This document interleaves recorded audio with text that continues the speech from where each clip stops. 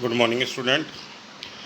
Last lecture में हम metre bridge पर डिस्कशन कर रहे थे, तो थोड़ा सा हमारा डिस्कशन रह गया था। मीटर ब्रिज एक्चुअल में क्या है कि मीटर ब्रिज जो आपको दिखाई दे रहा है, मीटर ब्रिज के जो है वो ब्रिटिशटोन प्रिंसिपल पर बेस्ड एक एपरेटस है।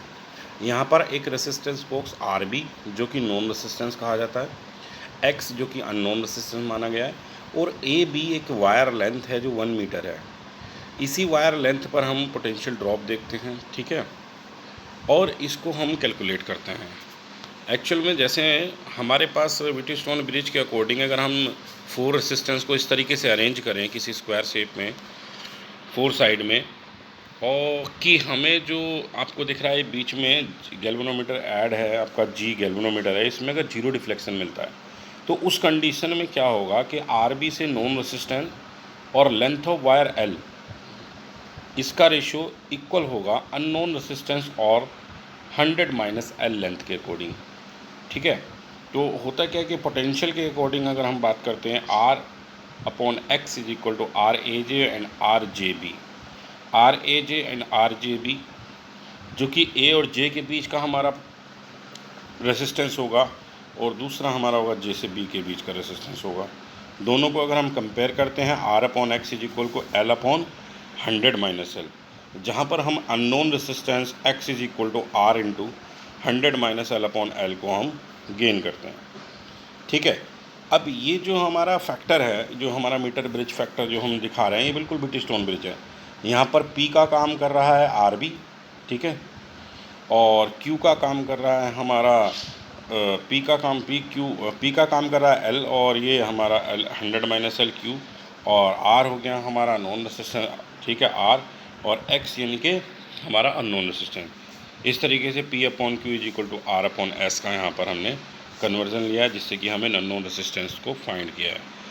अब हम बात करते हैं पोटेंशियोमीटर की। एक्चुअल पोटेंशियोमीटर जो है वो पोटेंशियल ग्रेडियंट पर डिपेंड करता है कि अगर हम किसी वायर को देख रहे हैं, यहाँ पर वो जो वायर की जो लेंथ है यहाँ पर कुछ भी हो सकती है, 100 मीटर भी हो सकती है, 100 मीटर से अब भी हम इसको रख सकते हैं। जितना हमारी लेंथ ज़्यादा होगी उतना ही हमारा पोटेंशियल ग्रेडियंट जो है वो सेंसिटिव होगा। सेंसिटिव होने की वजह से जितना पोटेंशियल ग्रेडियंट हमारा कम से कम होगा या ज़्यादा सेंसिटिव होगा, तो हमारा उतना ही हम सेल का जो EMF है वो इससे ईज़िली फाइंड आउट कर सकते हैं, ठीक है।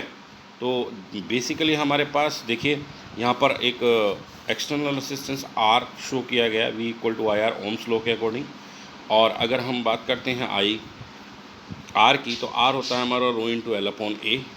According to this, if the constant current flow through the potentiometer wire in the uniform cross sectional area A और uniformly composition of the metal is rho, यानी कि जो हमारा रेसिस्टिविटी है वो रो है, तो हम कह सकते हैं V is equal to K into L, यानी कि जो पोटेंशियल ड्रॉप होगा वो होगा हमारा K इंटू L। के यहाँ पर पोटेंशियल ग्रेडियंट है जो कि एक कांस्टेंट वैल्यू रहेगी, और हमारा V प्रोपोर्शनल राइट I यहाँ पर शो किया गया। तो पोटेंशियोमीटर में V और I यानी कि ओम्स लॉ को यूज़ करते हैं, और पोटेंशियोमीटर से हम फाइंड आउट करते हैं किन्हीं 2 पॉइंट्स के बीच का पोटेंशियल डिफरेंस। हम किसी सेल के टर्मिनल का EMF भी इससे हम क्या करते हैं, मेज़र करते हैं। तो सबसे पहले हमारा यही आता है कि अगर हमारे पास 2 सेल हैं और उसका हमें कंपैरिजन करना है कि दोनों का EMF का कंपैरिजन करना है, तो उसके लिए हम 2 सेल ले लेंगे पैरेलल शेप में सेल, और एक रेसिस्टेंस बॉक्स से गैल्वेनोमीटर को हम इसमें यूज़ करेंगे। और गैल्वेनोमीटर यहाँ पर भी वही काम करेगा जो कि हमारा मीटर ब्रिज में करता है। 0 डिफ्लेक्शन हमें इसमें फाइंड आउट करना है। अब हमें इस कंडीशन में जो कि आपको एक लेंथ दिख रही है AJ1 है ना, तो ये AJ1 पर जो जब गैल्वेनोमीटर में डिफ्लेक्शन 0 होगा, तो ये जो आपका AJ1 का पोटेंशियल होगा वो सेल E1 के EMF के इक्वल हो जाएगा। नंबर 2 कंडीशन में देखा हो आप AJ2।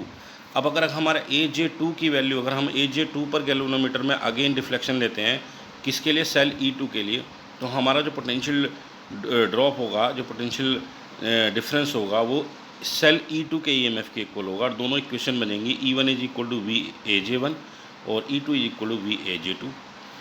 अगर रेशियो लेते हैं तो हमारा E1/E2 is equal to L1/L2, यानी कि जो ये वायर लेंथ है यही इसके EMF के रेशियो के इक्वल डिवाइड हो जाएगी, ठीक है, due to their potential gradient, ठीक है।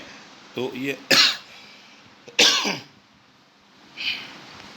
हमारा ये आज का टॉपिक रहा।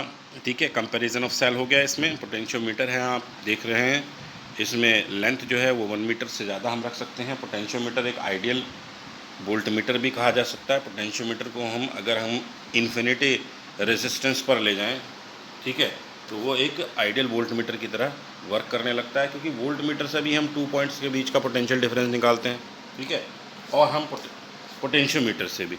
लेकिन पोटेंशियोमीटर सेंसिटिव इसलिए ज़्यादा क्योंकि ये पोटेंशियल ग्रेडियंट पर वर्क करता है, और इसकी सेंसिटिविटी वोल्ट मीटर से ज़्यादा होती है क्योंकि इसमें इनफाइनाइट रेजिस्टेंस वर्क करता है।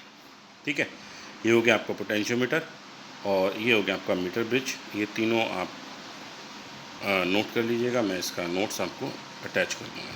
Thank you, have a nice day.